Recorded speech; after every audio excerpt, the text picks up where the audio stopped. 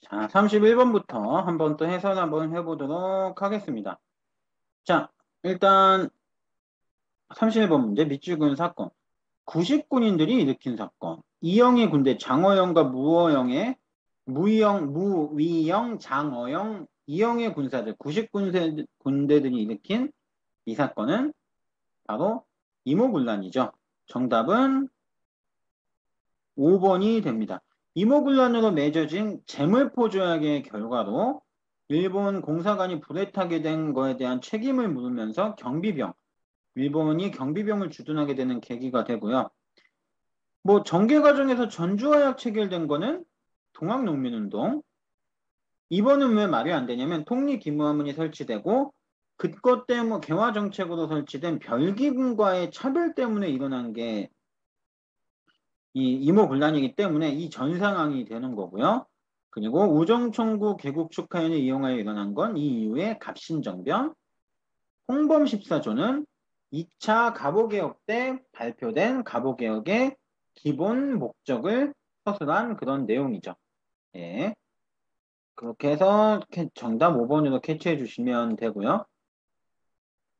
자, 31번. 다음 가상대화가, 자, 영국군이 나오죠.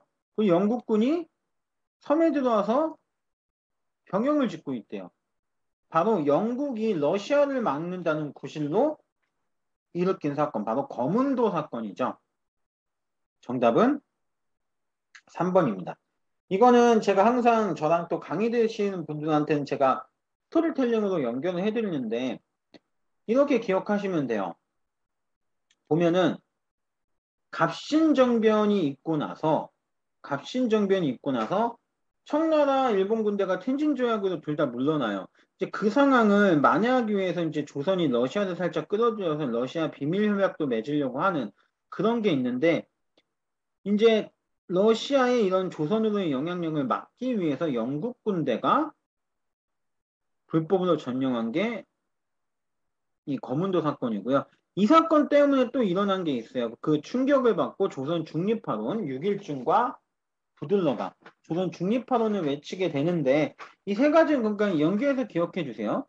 갑신정변의 텐진조약으로 청나라와 일본이 없어진 틈을 타서 러시아의 남진이 이루어지려 했었고 그거를 막기 위해서 영국이 거문도 사건을 일으켰으며 거문도 사건의 충격을 받은 유길중과 독일 부영사 부들러는 조선 중립파론을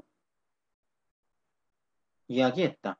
이렇게 이제 좀 기억하면 거문도 사건 이후에 이제 조선 중립파론이 나올 수도 있으니까 그것도 좀 기억해 주시면 좋을 것 같고요. 자, 바로 다음 문제로 넘어가도록 할게요. 자, 33번 문제 보시면 재판소 설치가 아주 그냥 포인트로 되어져 있네요. 뭐 어쨌든 김홍집, 박영유, 연립내각 포인트도 있고요. 재판소 설치, 파라문이 7부. 이 여러 가지는 전부 다 2차 갑오개혁에 대한 내용이죠. 정답은 교육입국조서. 자, 교육입국조서로 포인트 잡을 수 있는 건 바로 이 글자죠. 한성자. 자, 왜 그러냐면 이 모든 이때부터 만들어진 이 관립학교에 한성자가 들어가요. 뭐 한성외국어고등학교, 한성고등학교, 한성사범학교 등등. 그러니까 계양기대 학교 중에 뭐 배제학당, 이화학당 등등등 뭐 해서 한성자가 들어가지 않는 거는 얘랑 관련이 없다라는 걸 기억해 주셔야 되고 일단 정답은 2차 갑오개혁대로 5번이 됩니다. 자, 지계, 대한제국시계 광무개혁, 태양력, 이 이후에 일어났던 을미개혁. 한성순부는 1883년에 개화정책 추진 과정에서 있었던 거기 때문에 갑오개혁과는 관련 없고 시대상도 맞지가 않고요. 공사노비제도 폐지한 거는 1차 갑오개혁에 해당이 됩니다. 정답은 5번으로 가주시면 되고요.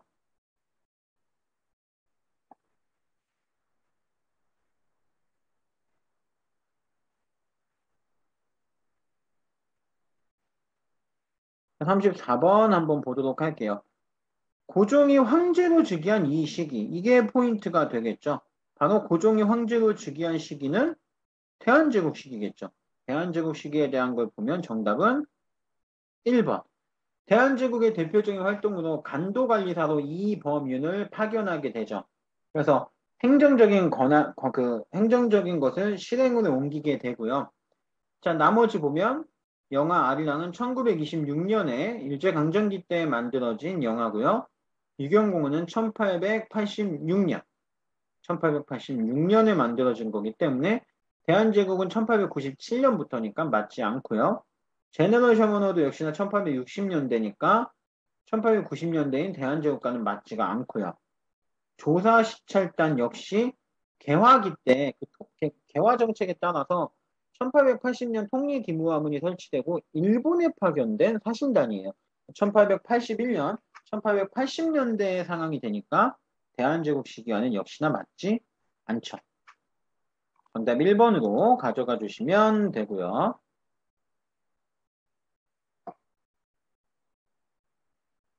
자, 35번. 순서를 한번 맞춰볼까요? 순서도 역시나 포인트 잡고 가시면 되는데, 자, 을사늑약에 반대한 을사의병인 걸 알 수가 있고요. 을미사변에 반대했던 을미의병, 13도 창의군 서울진공작전은 정미의병이죠. 자, 을미사변은 을미개혁의 단발령과도 연결되기 때문에 1895년에 일어났던 의병이고요. 고종의 해산공고로 대부분 해산되었다라는 포인트를 갖고 계시면 되고, 을사늑약에 의한 을사의병 최익현, 그리고 이제 여기 나오는 신돌석은 평민 출신 의병장이죠. 1905년에 을사조약의 한거에서 일어난 1906년도쯤에 일어났던 의병이니까 을사의병이고요. 13도 창의군은 이제 군대 예산과 관련된 조약이 체결된 차관 정치가 시작된 1907년 한일 신협약 일명 정미조약이라고도 불리는 내용을 담고 있는 정미조약에 항거한 정미의병이 되니까요. 순서는 나, 가, 다. 3번이 되겠습니다. 이것도 2점짜리 나오면 조금 땡큐예요. 1점짜리로 나와도 이상하지 않은 문제예요. 난이도가 그렇게 막 어렵지 않았기 때문에 포인트를 너무나 주고 있으니까. 자, 36번으로 가보도록 하죠. 가신문에 대한 설명으로 옳은 것은, 자, 가신문. 양기탁이 나오죠? 배들 나오죠? 양기탁 배들 나오면 대한매일신보죠. 양기탁과 배들. 자, 이 배들은 영국인으로서 그 대한매일신보를 창간하게 되는데 일본이 영국인이 사장이었기 때문에 대한매일신보를 많이 못 건드려요. 그래가지고 그 대한매일신보 자체가 굉장히 우리 민족운동에 굉장히 호의적으로 뭐 의병에 대해서도 호의적인 기사를 쓰고 국제보상운동도 지원했고 정답이 이제 나오죠. 4번이 이제 정답인데 또 이제 을사조약이 부당하다는 고종황제의 친서까지 게재해 주는 등 굉장히 우리 민족 운동이나 민족적으로 이런 독립과 관련된 활동에서 굉장히 조금 우호적으로 대해줬던 신문이고요. 정답 4번. 오답을 한번 볼까요? 최초로 상업관건 한성주복, 천도교 기간지 만세보자, 천, 하늘. 우리가 만세할 때 손을 어디로 뻗나요? 하늘 방향으로 뻗죠. 그래서 하늘, 천, 하늘 방향으로 만세, 천도교의 기간지 만세보 기억해 주시고요. 우리나라 최초의 민간신문은 독립신문이고 현재 신문의 날로 지정된 시기와도 똑같습니다. 그리고 일장기를 삭제한 송기정 사진을 게재했던 건 일제강점기 때 동아일보에 해당되는 설명입니다. 자, 바로 다음 37번 문제로 넘어가 보겠습니다. 자, 37번도 이제 보면 상소. 이거는 잠깐만 러시아의 선전포고 안우. 즉 그러면 러일 전쟁 이후라는 걸 일단 우리가 볼 수가 있어요. 러일 전쟁 이후. 근데 쭉 가다가 여기 이 조약서가 다행히 폐하의 인준과 참정의 인가를 받지 않은 것이니 받은 것이 아니니 대표적으로 이거는 을사조약에 대한 설명입니다. 즉 을사조약은 일본이 뭐 여러 가지로 가스라 테프트 밀약, 그다음에 영일동맹이나 여러 가지 사건들을 통해서 그 한반도 지배 승인을 열강들에게 어느 정도 공인받고 나서 일으켰던 건데 그 고종황제는 끝까지 조약에 서명을 하지 않았고 인준을 하지 않았죠. 을사조약에 대한 설명이고요. 이 조약서에 대한 내용은 그러니까 을사조약과 관련된 내용일 텐데 정답은 4번. 을사조약은 통감부가 설치되고 외교권이 박탈된 대표적인 사건이죠. 즉 한마디로 일단 일본의 러일 전쟁만 보고서도 1904년이니까 1900년대 상황임을 알 수가 있는데 1차 영일동맹은 훨씬 그 전에 있었던 일이고요. 일본이 경인선 부설권을 얻은 거, 경인철도 999, 99년도에 개통되니까 부설권 받은 것도 당연히 1890년대겠죠. 99년 이전에. 그리고 밀렌도르프가 외교고문으로 파견된 거는 그 이모군란 이후에 청나라가 파견한 외교고문입니다. 1880년대에 해당되고요. 러시아가 용안포를 조차하고 일으킨 거. 이것 때문에 좀 헷갈렸을 수 있는데 용안포 조차 사건은 1903년입니다. 여기 보면 일본이 러시아에 선전포고한 후 러일 전쟁은 1904년이니까 당연히 이 이후 상황도 올 수가 없겠죠. 정답을 4번으로 봐주시면 됩니다. 그 사람들이 좀 그런 걸 많이 물어보는데 연도도 외워야 하나요? 일단 저는 제가 추천하는 방식은 연도보다는 연대를 외워라. 이게 60년대인지 70년대인지 80년대 상황인지를 보고 80년대 상황은 대표적인 사건으로 순서만 조금 나열해 놔라. 그러면은 80년대 사건 중에 이게 먼저인지를 확인하실 수가 있고 7, 80년대 사건으로 나뉘어져 버리면 70년대 사건이랑 80년대 사건은 이제 전후가 구분하기 쉬우니까요. 이렇게 연대별로 공부하신 다음에 그 연대의 대표적인 사건을 순서 나열해서 조금 책 읽듯이 계속 반복해서 보시는 걸 추천드려요. 그런 식으로 하셔야지 이게 1905년이네, 1904년이네 이런 것들은 정말 그 좋은 공부법이 아니에요. 그렇게는 공부하지 마시고. 자, 38번을 한번 볼까요? 이 인물. 사진도 굉장히 유명하신 분이죠. 혼.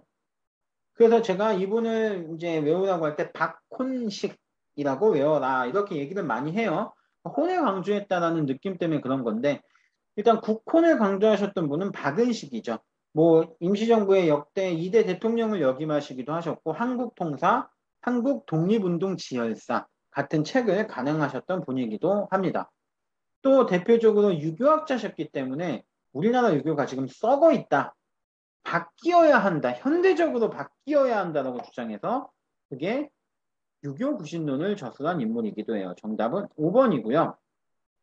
진단학계 진단학부 일제강점기 이병도 손진태 이병도 손으로 진단한다. 이병도 손으로 진단한다. 이병도 손진태의 손 진단학계 이병도 손으로 진단한다. 이병도 손진태고요. 여유당 전설을 간행하고 조선학 운동을 한 건 안재홍, 정인보, 문일평 기억해 주시고요. 헤이그에서 열린 특사, 자 헤이그 특사는 을사조약의 부당함을 알리기 위해서 고종황제가 파견한 특사죠. 이준, 이위종, 이상설 세 분이 됩니다. 자 그리고 평양에서 조선물산 장류회를 발기해서 개최한 평양에서 조만식 선생이 이제 주도했던 거죠. 정답은 5번으로 가주시면 되고요. 인물사도 그 예측 가능한 범위 내에서 나왔고 이 보기도 어렵지 않았기 때문에 이 문제는 굉장히 좀 쉬웠다. 비교적. 쉬웠다라고 보시면 됩니다. 그리고 만약에 인물사에서 좀 나 처음 보는 인물이 나오면 이게 100%가 될 수는 없겠지만 95% 이상 선지에서 처음 보는 선지로 가면 정답인 확률이 높아요.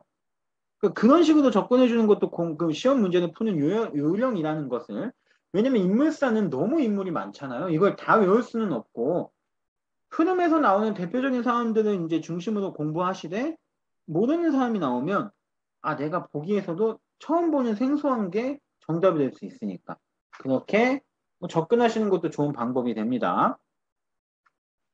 자, 39번 한번 보도록 할게요. 39번. 자, 가나 시기. 자, 총독부를 설치한다. 끝났네요. 이거 1910년이죠. 일제강점기 때 1910년에 해당이 되고요. 나 한번 볼까요?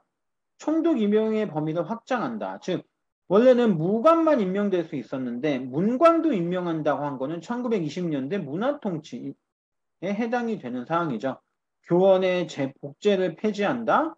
그리고 뭐 이런 것들이 이제 1920년대 경찰 제도를 또한 개정한다. 그 헌병 경찰 제도를 없애고 일반 경찰 제도로 바꾸는 건데 이런 모습들이 1920년대 문화 통치고요.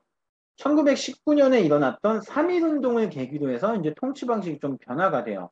그러니까 이 사이에 있었던 일은 결국에는 1910년대 상황을 맞춰라. 이게 되니까 정답은 2번이 됩니다. 조선 태영령.